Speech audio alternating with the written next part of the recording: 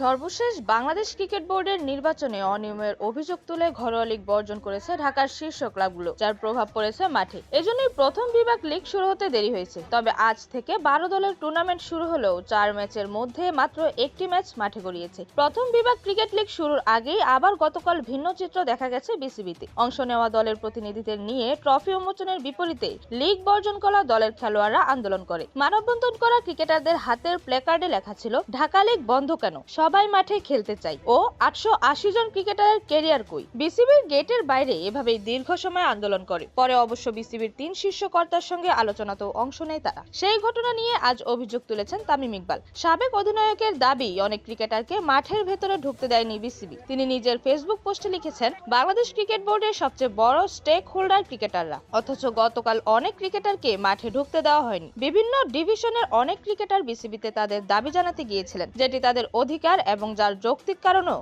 আছে, অথচ সেই ক্রিকেটারদের গেটের বাইরে আটকে রাখা হয়েছিল। মানববন্ধন করা ক্রিকেটারদের প্রতিনিধি দলের সঙ্গে পরে বিসিবি আলোচনা হলেও এমন আচরণকে দুঃখজনক বলে জানিয়েছেন তামিম। সাবেক বাঁহাতি ওপেনার বলেছেন, পরে যদিও একটি প্রতিনিধি দলকে ভেতরে নেওয়া হয়েছে, কিন্তু আরো অনেক ক্রিকেটারের সঙ্গে যে আচরণ করা হয়েছে তা একদমই দুঃখজনক। একজন ক্রিকেটার হিসেবে আমি এর প্রতিবাদ জানিয়ে রাখলাম।